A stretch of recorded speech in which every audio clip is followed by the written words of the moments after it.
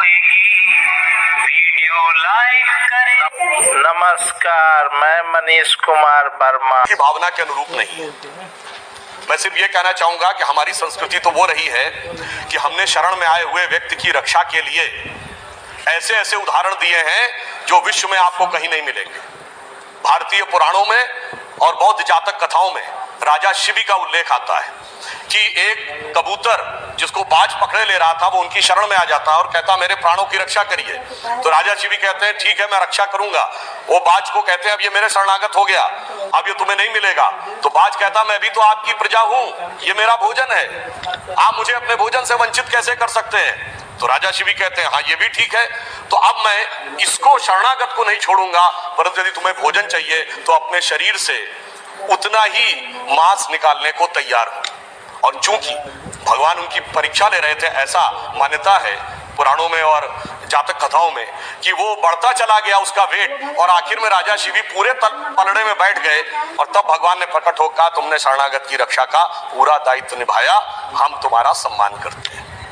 इसीलिए शायद अटल जी ने यह पंक्ति लिखी थी कि मैंने छाती का रक्त पिला पाले विदेश के क्षुधित लाल, मुझको मानव में भेद नहीं, मेरा अंतस्थल उर विशाल, शरणागत की रक्षा की है मैंने जीवन भी देकर, विश्वास नहीं यदि आता तो यह साक्षी है इतिहास अमर। अब कहा जाएगा साहब आप शरणागत को दे रहे हैं तो सबको क्यों नहीं दे रहे।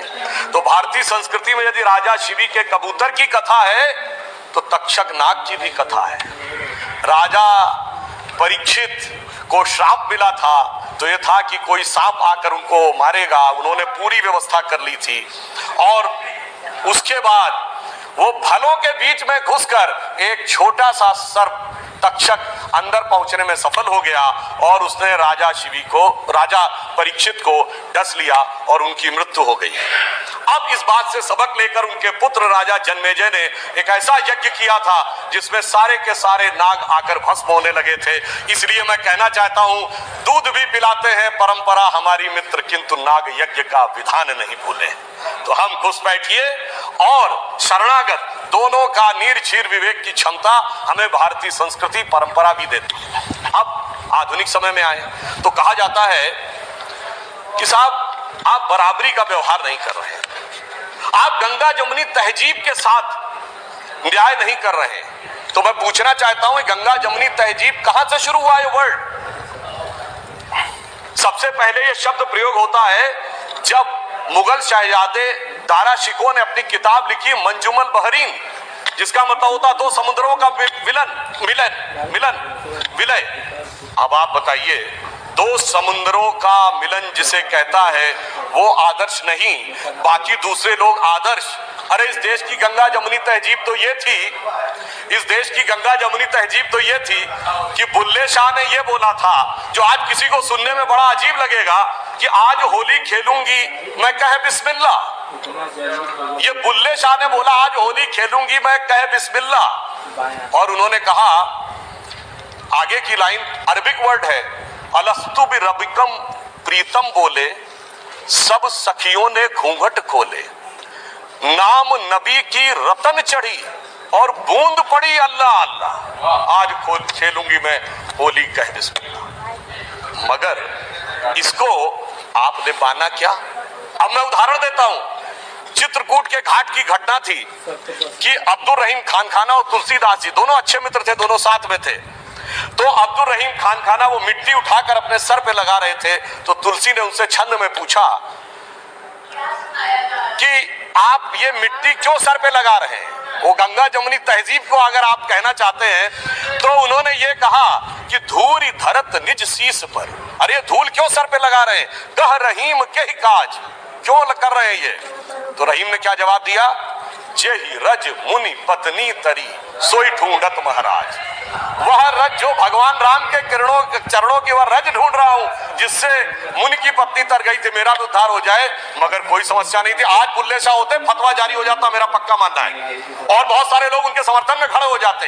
ये देश की धर्मनिरपेक्षता के ऊपर हमला है। इसलिए मैं कहना चाहता हूं, और ये जो गंगा जमुनी तहजीब थी इसमें कोई समस्या आजादी के बाद तक भी नहीं थी।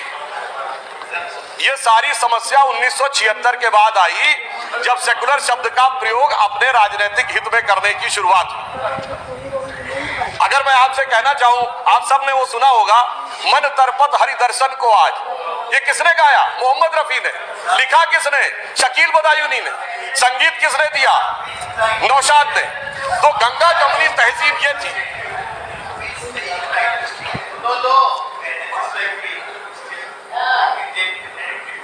एक सेशन हो जाए, वन डे फुल डे, जो आप अपना धर्म ये कर सकते हैं। नहीं, मैं सिर्फ यह बताना चाह रहा हूं कि गंगा जमुनी तहजीब ये थी, संयोग तो ये था, मगर इनकी नजर किधर जाती है? जितने मैंने नाम गिनाए, इनके लोगों की कभी जयंती मनाते हुए वो लोग नजर आए जो आज प्रदर्शन करते नजर आ रहे हैं? वो लोग आज नजर नहीं आते। वो तो आज कहते हैं हमने 800 साल इस देश पे हुकूमत की। अभी कुछ दिन पहले बयान दिया, और फिर कहते हैं कि साहब हम तो मजलूम हैं, हमें अधिकार मिलना चाहिए। ऐसी विचित्र स्थिति आज के देश में आकर खड़ी करने का प्रयास किया जा रहा है जो सत्य से बिल्कुल परे। आपने कभी नहीं सुना होगा पूरी दुनिया में कि कोई यह भी कहे कि हमने इस देश पे शताब्दियों तक हुकूमत की है और फिर यह कहे हमें स्पेशल स्टेटस मिलना चाहिए। मैं पूरी ईमानदारी से एक बात कहना चाहता हूं, जब ये देश आजाद हुआ 1947 में, तो 567 रियासतें थी। ये बताइए, आज हम माइनॉरिटी की बात करते हैं, देश की सबसे अधिक पढ़ी लिखी कम्युनिटी कौन है? पारसी, 0.1% की माइनॉरिटी है। सबसे प्रॉस्परस कम्युनिटी कौन है? जैन, 1% की माइनॉरिटी है। सबसे एंटरप्रेन्योर कम्युनिटी कौन है? सिख, 1.8% की माइनॉरिटी है।